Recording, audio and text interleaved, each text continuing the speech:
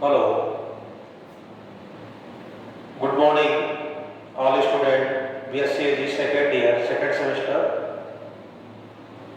आज आपके course agricultural meteorology में जो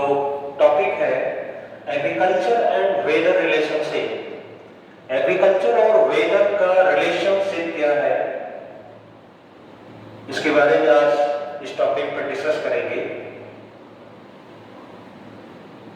एग्रीकल्चर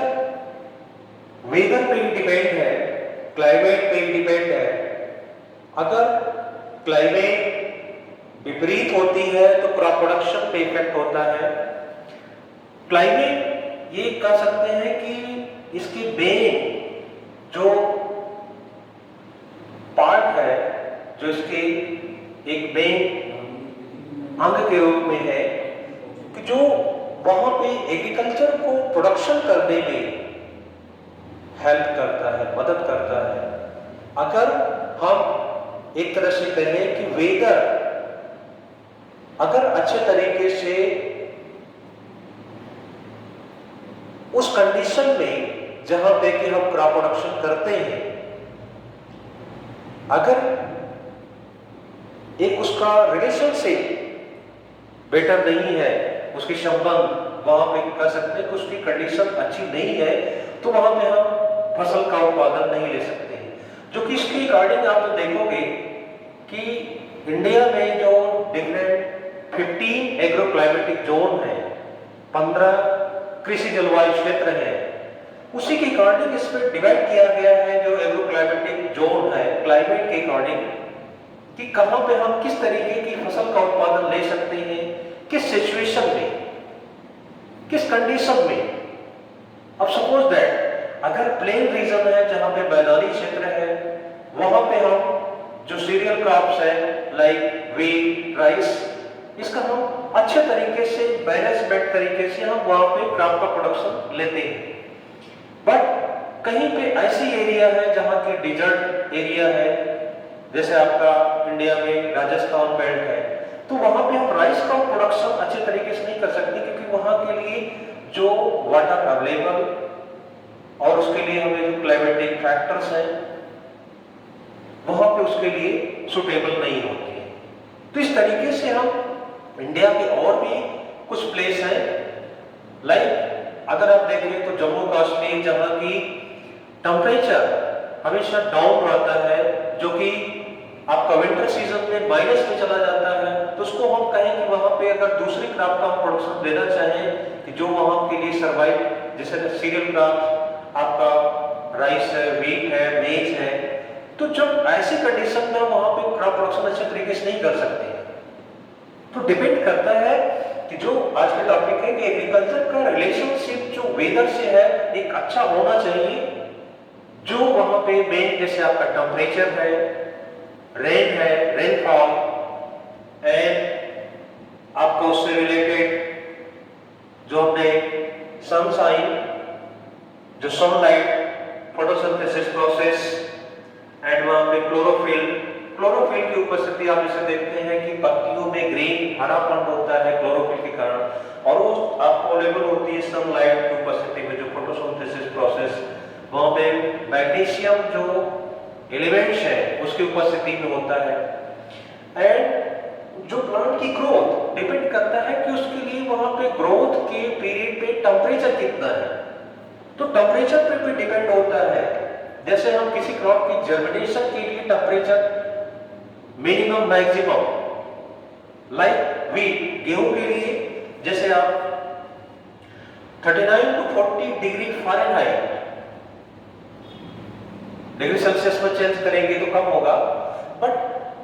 डिग्री फ़ारेनहाइट में देखें तो 39 to 40 degree Fahrenheit minimum, maximum 86 to 90 degree Fahrenheit temperature उसके लिए चाहिए। अगर उससे बिलो कम होता है या उससे अधिक होता है तो वहां पे उसके जर्मिनेशन पे इफेक्ट होता है, और उसके ग्रोथ पीरियड में, उसके डेवलपमेंट जो पीरियड होता है उस समय भी टेम्परेचर का मेन रोल होता है। और आपका क्रॉप की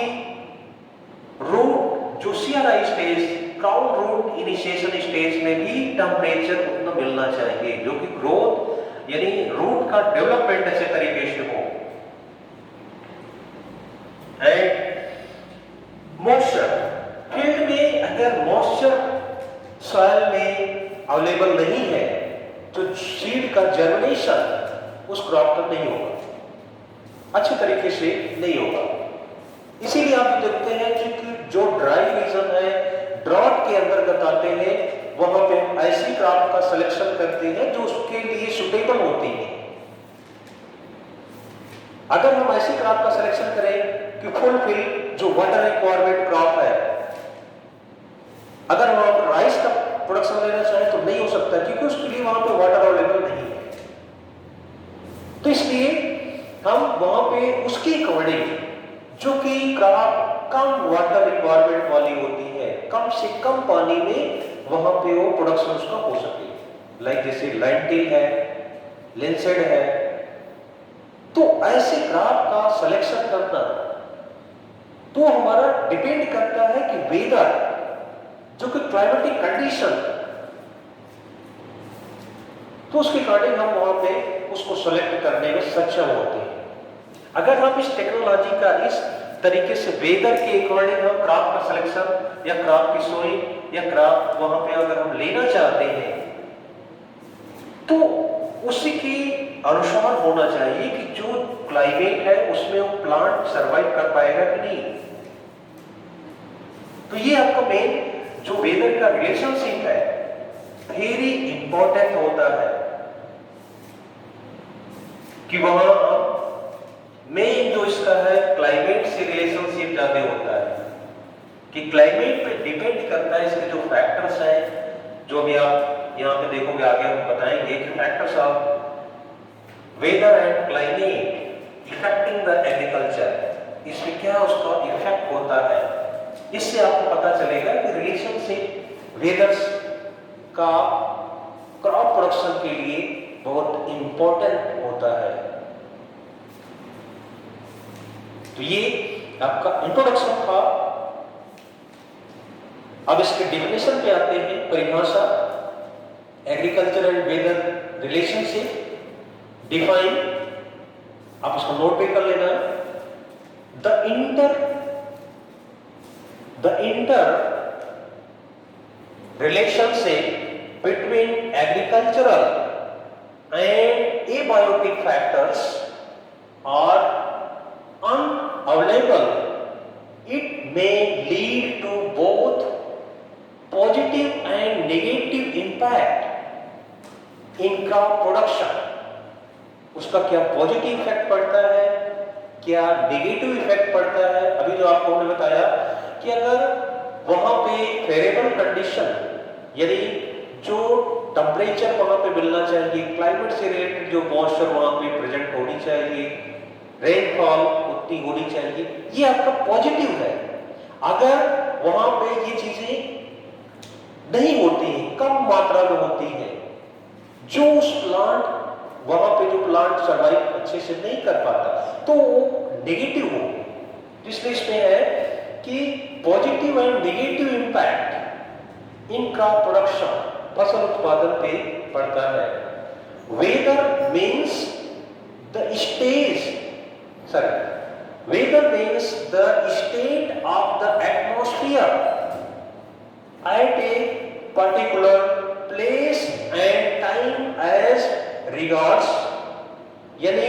एटमॉस्फेयर में जो वहां के पर्टिकुलर प्लेस जहां पे हम क्रॉप प्रोडक्शन लेना चाहते हैं, जहां पे एग्रीकल्चर वर्क करना चाहते हैं, तो पर्टिकुलर प्लेस एंड टाइम, जो टाइम यानी उसके अकॉर्डिंग जो सीजन, खरीफ, रबी एंड जायद, तो उसके according time as a regard जो उसके अंतर्गत एटमॉस्फेयर में आते हैं, हीट यानी उष्मा, जो एनर्जी, सोलर रेडिएशन, वो चीजें वहां पे रिलेशन होता है कि वो चीजें अगर वहां पे सोलर रेडिएशन अच्छी ना हो, सनशाइन, हीट, उष्मा यानी वहां पे टेम्परेचर उतना ना हो तो वहां पे इफेक्ट होता है। एंड क्लाउडनेस, जो वहां पे जब देखते हैं कि जब सनशाइन होती है एंड वहां पे रेनफॉल जब होती है तो तो उसकी कंडीशन वहां पे जो है क्लाउडनेस एंड नेक्स्ट ड्राइनेस, और वहां पे जो है उस तरीके से ड्राई मौसम, सूखा मौसम एंड सनशाइन, जो हम आपका सूर्य का प्रकाश, जो उसकी सनशाइन, जो उसकी तीव्रता, एनर्जी एंड विंड हवा, इसका भी मेन इंपॉर्टेंट होता है कि जो विंड वेलोसिटी है एंड विंड जो एटमॉस्फेयर में विंड, आपको मैं इसके पहले पढ़ाया भी था कि रेनफॉल जब होती है तो उसमें विंड का रोल क्या है, एंड जब टेम्परेचर अधिक है, अगर विंड अधिक उसकी स्पीड है तो उसमें क्या इंपैक्ट है। तो इससे रिलेटेड जो वेदर का वहां पे रिलेशनशिप है उसका इंपैक्ट वहां पे होता है। एंड रेनफॉल आप तो देखते हैं कि जब कभी कभी रेनफॉल अच्छी होती है उसमें हम क्रॉप प्रोडक्शन अच्छा करते हैं, लेते हैं, बट कभी कभी देखते हैं कि सीजन में इतनी हैवी रेनफॉल होती है कि वहां फ्लडिंग की कंडीशन आ जाती है, बाढ़ की स्थिति उत्पन्न होती है, तो उसमें जो हमारी क्रॉप लगी है, स्टैंडिंग क्रॉप में है, वो डैमेज भी हो सकती है, क्योंकि जितना वाटर क्रॉप के लिए चाहिए अवेलेबल उतना ही वो उसके प्रति वहां पे जो है कि सहनशील है। उससे अधिक अगर होती है तो उसमें उसका अपोजिट इंपैक्ट वहां पे होता है कि क्रॉप डैमेज हो सकती है। और दूसरा कि जब फ्लड की कंडीशन होती है, बाढ़ की स्थिति आती है, तो जो वहां पे अपर सरफेस सॉइल की फर्टाइल सॉइल होती है, जो कि उसको इरोजन के द्वारा दूसरे स्थान पे ले जाकर के छोड़ देती है, ट्रांसफर हो जाती है, तो उस वहां पे आपका इफेक्ट होता है कि जो फर्टाइल सॉइल है वो आपकी जो है वेस्ट हो जाती है, डैमेज हो जाती है। तो ऐसे कंडीशन में रेनफॉल का भी इंपैक्ट होता है। तो ये जो अभी आपको बताया कि heat, cloudiness, dryness, sunshine, wind and rain etcetera, इसका इफेक्ट वहां पे जो वेदर से है क्रॉप प्रोडक्शन यानी एग्रीकल्चर में पड़ता है उसका इफेक्ट। एंड नेक्स्ट इससे रिलेटेड जो आपका relationship between weather and climate, weather and climate जो एग्रीकल्चर प्रोडक्शन में इनका जो रिलेशनशिप है वेदर एंड क्लाइमेट का, तो उसमें देखना, नोट भी करना, agriculture metrology is the branch of applied metrology. जो वहां पे एग्रीकल्चर मेट्रोलॉजी है वो आपकी ब्रांच ऑफ अप्लाइड मेट्रोलॉजी, जहां पे फिजिकल कंडीशन, जो कि वहां पे हम एटमॉस्फेयर में फिजिकल कंडीशन अगर हम देखें तो which deals with the response of crop of the physical environment, जिसमें कि वहां पे जो physical response of crop to the physical environment, it is the study of physical process. हम उसकी जो स्टडी करते हैं physical process of the atmosphere that produce weather in relation to agriculture. Weather का जो रिलेशन एग्रीकल्चर से है, production, agriculture production and also deals with agroclimatology, deals with the relationship of climatic regimes and agricultural production. It also includes instrumentation and weather forecasting. जो weather forecasting की जाती है, आपको इसके पहले वेदर फोरकास्टिंग के बारे में हमने डिटेल्स आपको बताया था कि अगर हम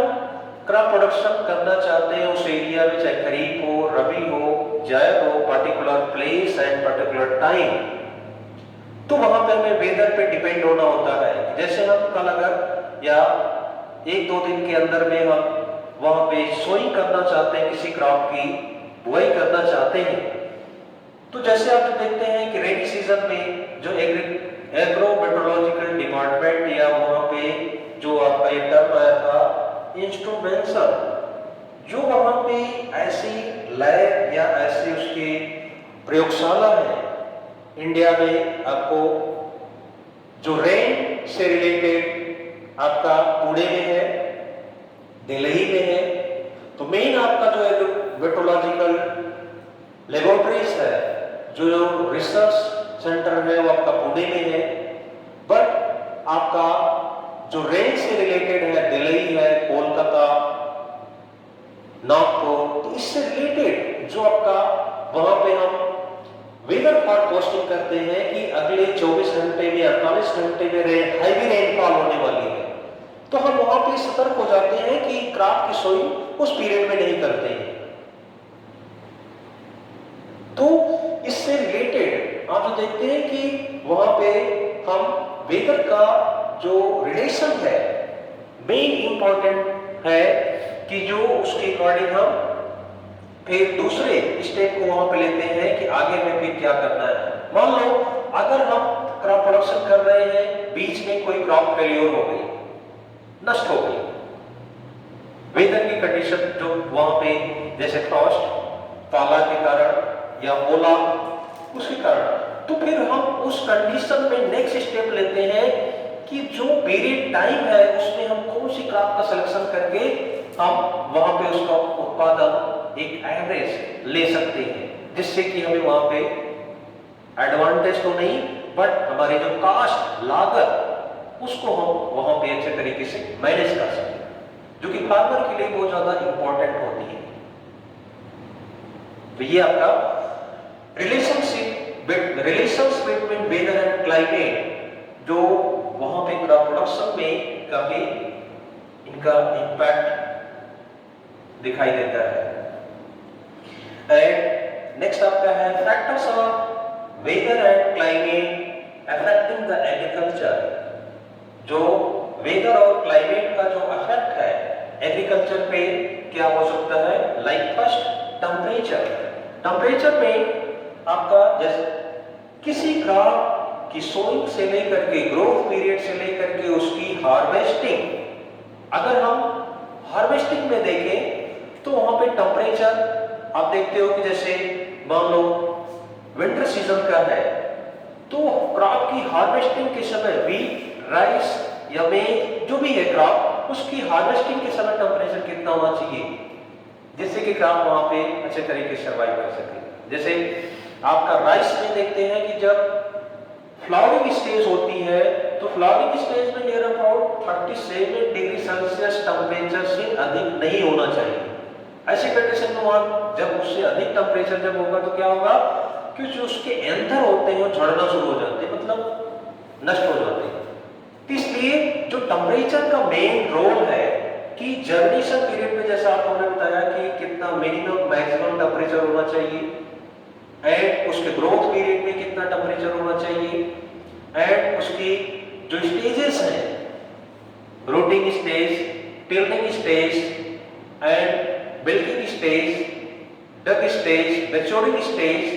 हार्वेस्टिंग स्टेज, तो उसके अकॉर्डिंग वहां पे उसका वेदर का जो हम देखते हैं कि टेम्परेचर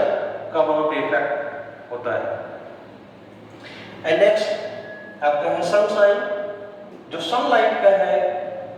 वहां पे फोटोसिंथेसिस मेन प्रोसेस होती है जो कि सनलाइट में ही कंप्लीट होती है, यानी जो पौधे हैं उनकी पत्तियां फोटोसिंथेसिस प्रोसेस जो है सनलाइट की उपस्थिति में कंप्लीट करते हैं, जो अपने भोजन को वहां पे बनाते हैं, जो पत्तियां उनकी भोजन को बनाती हैं, और उसके बाद फिर प्लांट के डिफरेंट जो ब्रांचेस रूट में ट्रांसफर होती हैं, जो बोलते हैं उसको फ्लोएम का वर्क जो होता है कि जो पत्तियां फूड फॉर्मेशन करती हैं उसके प्लांट के चारों नेक्स्ट जितने पार्ट हैं उसमें जो है ट्रांसफर करना, और जाइलम का वर्क होता है कि नीचे यानी ग्राउंड सरफेस से वाटर को एब्जॉर्ब करके प्लांट के different root, shoot and stem and branches and leaf में ट्रांसफॉर्मेशन करना, जब वहां पे ट्रांसमिट करना। तो इस तरीके से हम देखते हैं कि वहां पे जो फोटोसिंथेसिस के प्रोसेस है उसमें क्लाइमेट से रिलेटेड, वेदर से रिलेटेड सनलाइट का मेन इंपॉर्टेंट है, एंड क्लोरोफिल का वहां जो पत्तियां ग्रीन होती हैं तो क्लोरोफिल की उपस्थिति के कारण होती है, तो भी उसका इफेक्ट वहां पे है। एंड ग्रोथ एंड नेक्स्ट आपका है मॉइस्चर। मॉइस्चर से रिलेटेड हमने पहले आपको बोला था कि जब हम क्रॉप की सोइंग करना चाहते हैं तो सॉइल में मॉइस्चर कंटेंट देखते हैं कि जर्मिनेशन की पर्पज से उतना मॉइस्चर फील्ड में है कि नहीं, एंड जब प्लानिंग करते हैं उतना मॉइस्चर है कि नहीं, जब हम अच्छे तरीके से उसके जो फिजिकल कंडीशन जो सॉइल की है, टेक्सचर एंड स्ट्रक्चर बेटर हो, तो उस मॉइस्चर पे डिपेंड करता है कि अगर मॉइस्चर कम है तो अच्छे तरीके से नहीं होगा, अधिक है तो सॉइल की कंडीशन अच्छी नहीं होगी। एंड जो मॉइस्चर आप जो देखते हैं कि जब सीड में ड्रॉट कंडीशन में आप जो देखते हैं कि मॉइस्चर अच्छे तरीके से जर्मिनेशन हो, तो इसीलिए हम क्या करते हैं कि उसको 24 आवर्स पहले सोइंग से उसको हम मॉइस्ट कर देते हैं ताकि जर्मिनेशन अच्छे से हो। और जो नेक्स्ट है कि मॉइस्चर का जो एग्रीकल्चर में रिलेशन कि जब क्रॉप की हार्वेस्टिंग करनी हो तो उसके ग्रेन दाने में कितना मॉइस्चर कंटेंट है, तो वहां पे उसका इफेक्ट होता है कि जैसे आपका राइस है, वीट है, तो नियर अबाउट आपका जो है 25 से 30% मॉइस्चर हार्वेस्टिंग कंडीशन में वहां पे होना चाहिए। तो मॉइस्चर का जो रिलेशन जो से आप जो देखते हैं जैसे रेनी सीजन में आपके वहां पे ह्यूमिडिटी और समर सीजन में ह्यूमिडिटी, उसका भी इफेक्ट होता है जो मॉइस्चर से रिलेटेड होता है ह्यूमिडिटी का। एंड नेक्स्ट आपका है फ्रॉस्ट, वहां पे जिसको बोलते हैं फ्रॉस्ट मींस आपका पाला। इसका भी जो इफेक्ट होता है कि जब विंटर सीजन में आप देखते हैं कि जब टेम्परेचर फ्रीजिंग पॉइंट में चला जाता है तो वहां पे इसकी कंडीशन होती है फ्रॉस्ट की, जो इससे रिलेटेड कई डिजीज को भी जो है वहां पे फैलाते हैं। एंड उससे रिलेटेड जो क्रॉप की कंडीशन है जो उसमें वहां पे जो उसकी केशिकाओं जो प्लांट की जो केशिकाएं होती हैं उसमें जो वाटर प्रेजेंट होता है वो फ्रीजिंग पॉइंट पे जब आ जाता है तो फट जाता है यानी ब्लास्ट हो जाता है, तो ऐसी कंडीशन में प्लांट आपका डैमेज हो जाता है। तो ये आपका वहां पे डिसइफेक्ट होता है और उसमें उसको पॉजिटिव के लिए वहां पे क्या करना चाहिए कि जब वेदर फोरकास्टिंग होती है कि फ्रॉस्ट की कंडीशन होगी, जब दिन में तेज हवाएं चलती हैं, ड्राई होती हैं, तो वो ऐसी कंडीशन आपको वहां पे दिखाई देती है। बट उसके लिए क्या करना चाहिए, जब मौसम विभाग वहां पे आपको वेदर फोरकास्टिंग करता है तो किसान उस कंडीशन में फील्ड में इरिगेशन दे देता है जिससे कि वहां और कुछ ऐसे ग्रॉसेस या इस तरीके से वहां पे हम फॉग यानी धुएं की कंडीशन वहां पे कर देते हैं जो कि एटमॉस्फेयर में ह्यूमिडिटी वहां पे बढ़ जाए, और उस ऐसी कंडीशन में वहां देखते हैं कि कंट्रोल कुछ हद तक किया जा सकता है। तो ये आपका वेदर एंड क्लाइमेट से रिलेटेड जो वेदर फोरकास्टिंग की जाती है, तो ये आपका एग्रीकल्चर में वहां पे इसका इंपैक्ट दिखाई देता है। एंड नेक्स्ट आपका है रेनफॉल। जो रेनफॉल है मेन इंपॉर्टेंट होती है कि क्रॉप प्रोडक्शन के लिए भी वहां पे रेनी सीजन जो आपका होता है कि डिपेंड करता है कि रेनफेड एग्रीकल्चर में रेन वाटर का वहां पे बहुत ज्यादा इम्पैक्ट होता है क्योंकि अलग से कोई आपको इरिगेशन के प्रोसेस नहीं होते। तो ऐसी एरिया में हमें लाइक जैसे हम राजस्थान बेल्ट को देखें तो वहां जो क्रॉप का प्रोडक्शन है, जो रेनी सीजन में कुछ ऐसी क्रॉप है जिसको हम वहां पे लेते हैं, जो वहां पे वाटर उसके लिए अवेलेबल होता है, बट इरिगेशन के कैनाल के साधन तो है बट इसके पहले भी नहीं था, तो वहां पे हम किस तरीके से मैनेज करते थे।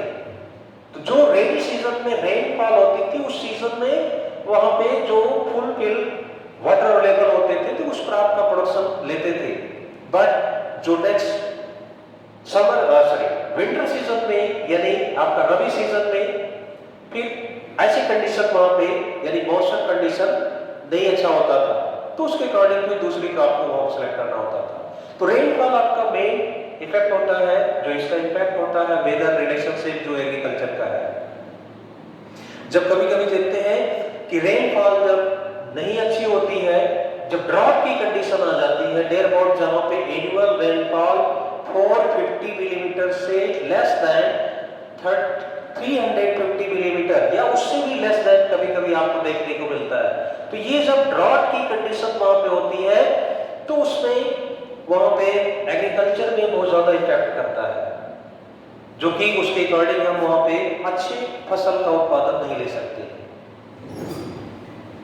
और रेनफॉल में आप देखते हैं कि सॉइल इरोजन भी बहुत ज्यादा होता है एंड वहां पे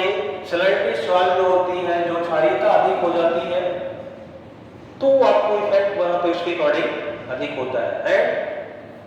ड्रॉट से रिलेटेड आप इसके टॉपिक को पढ़ा भी चुके हैं कि ड्रॉट जो एग्रीकल्चरल मेट्रोलॉजी के अंतर्गत वहां पे ड्रॉट आपका टाइप्स ऑफ ड्रॉट, ये आपको इसके पहले टॉपिक में पढ़ाए हैं, उसको अच्छे तरीके से वहां पे उसको नोट करिएगा। लास्ट में है स्नोफॉल।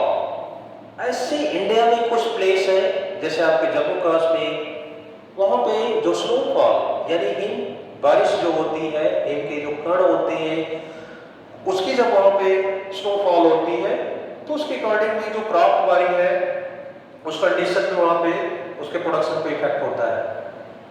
तो जितने भी इसके फैक्टर्स आपको हमने बताया, temperature, sunlight and moisture, frost and rainfall and drought and snowfall, तो इसका इम्पैक्ट, इसका जो इफेक्ट है वेदर का और क्लाइमेट का जो एग्रीकल्चर पे पॉजिटिव एंड नेगेटिव दोनों इफेक्ट वहां पे आप दिखाई देते हैं। तो आज की जो टॉपिक थी यहीं पे एंड करते हैं और इसको अच्छे तरीके से आप नोट पे ही कर लेना। इसको अच्छे तरीके से जो मैं बताया उसको आप बार बार उसको सुनना भी, ताकि ये आपके एग्जामिनेशन के लिए इसमें जो है इंपॉर्टेंट क्वेश्चन पुटअप किए जाते हैं। तो आज की जो टॉपिक यहीं पे एंड करते हैं, नेक्स्ट कल। That's all.